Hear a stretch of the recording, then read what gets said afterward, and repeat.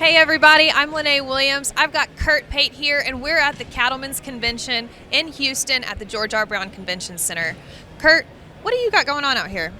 So the Stockmanship and Stewardship program with the National Cattle and Beef Association, we do events all over the country, but this is kind of the showcase for the convention, and we'll do lots of different demonstrations throughout the next 2 days. So what kind of demonstrations? So there'll be live cattle handling demonstrations, and it'll be everything from pasture gathering principles to putting cattle in a gate to loading them in a chute to working a bud box to working a tub. I've got some dogs with me, so I think we're going to try to cover every aspect of the cattle handling, except I don't think we have a trailer to load them in, but we'll talk about that as well. Okay, very cool. So cattle handling, teaching people how to be better stockmen, better cattlemen is something you're pretty experienced with. Tell us a little bit about your past with teaching these stockmanship classes. Yeah, it all started out with the horsemanship deal. Of course, I kind of grew up, my horsemanship was based on being a good stockman. That's how my grandfathers taught me. So my horsemanship is about stockmanship. And I was doing a lot with Purina. I was doing a lot of colt starting demonstrations for Purina and Prefert.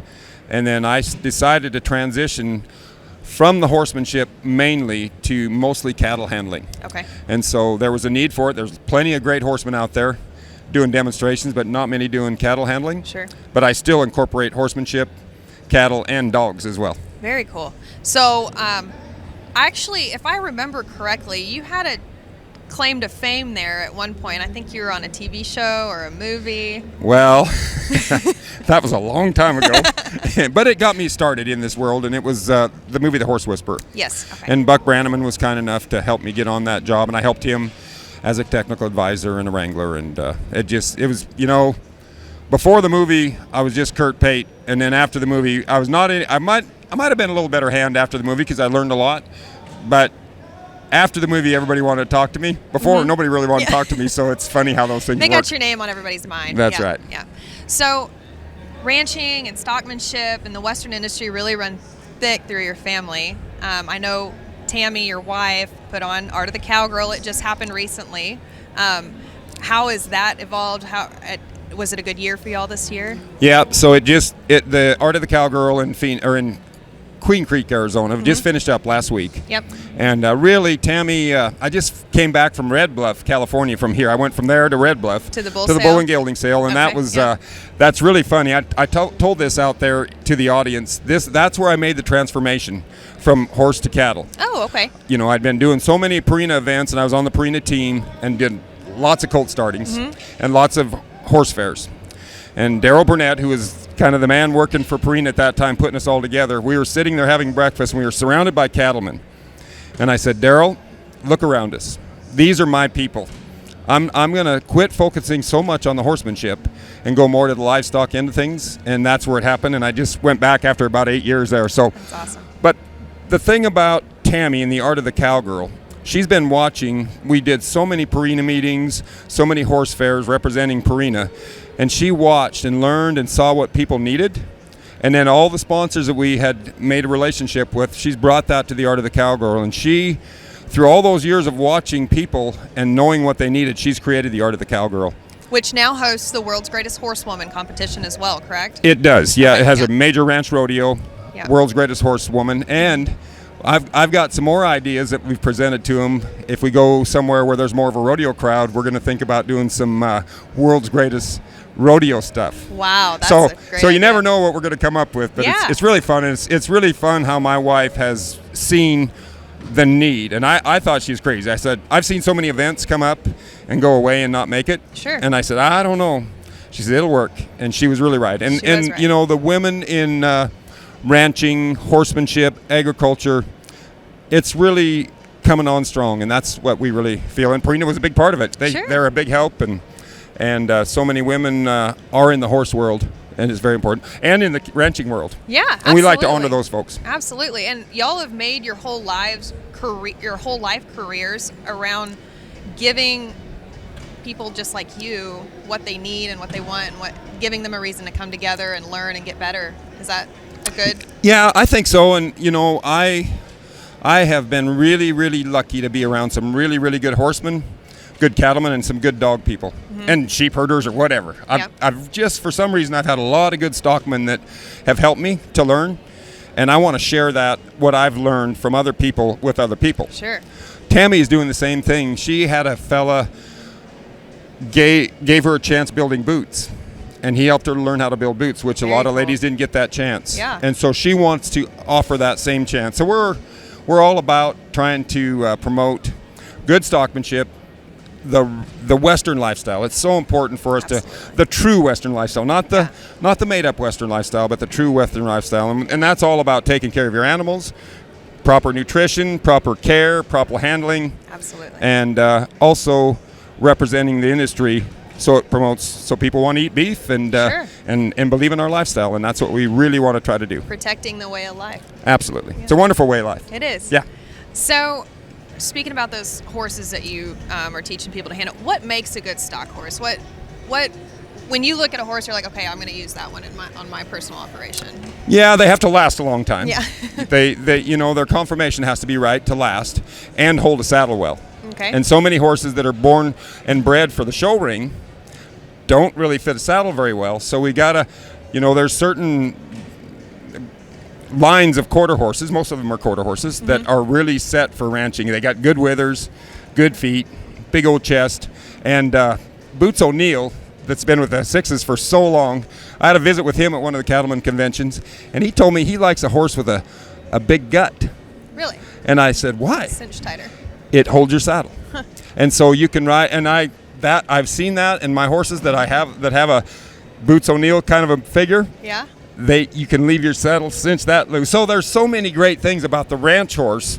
But I see the Art of the Cowgirl girls. Now they'll use their horses on their ranches, make a living with them, but then come in and show great in the world's greatest or the ranch rodeo. So horses, a good horse is, and another thing that with the stockmanship, it's so different because we're trying to take a little different approach of, in a cutting, your horse is fighting the cow.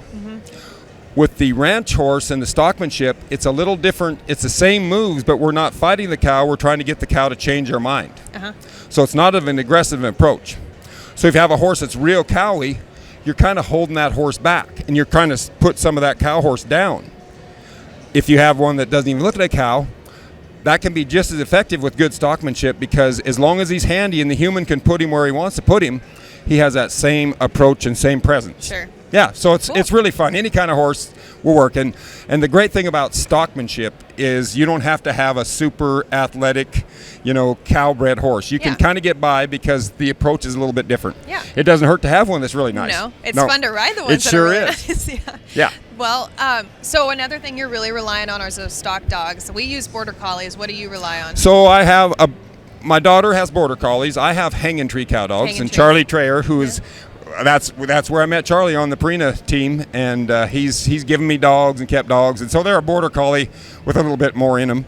Is it Catahoula? There's a little bit of Catahoula, and there's Kelpie. Kelpie, that's right. And they're short-haired, and they're fun. I've got two of them here with me. And we used to have a hanging tree too. Yeah, I don't care. I even like Chihuahuas. I like all kinds of dogs. Okay, I'm not going to go that far. Perfect. I like dogs a lot.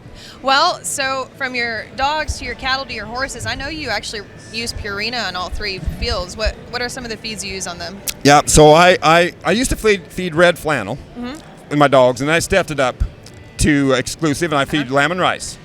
And I'm telling you, I can't believe how good my dogs look, how well they last, and that's great. So I'm an exclusive guy. Well, and those stock dogs get a little thinner easier, so it's good to have a good quality feed on them. Yep, and I've really learned how to feed them right. And now, if you feed them first thing in the morning and you go work them, they're going to get sick because there's too much in their belly if they work hard, and they'll get hot and they'll get sick. So what I do is I give them just a little bit in the morning for energy, and then let them work, and then in the nighttime, in the evening or afternoon when they're done, that's when we feed them their main meal. And that's just a little trick I learned from some different cow dog and bird dog guys, actually. That's a good idea. So, and then my horses.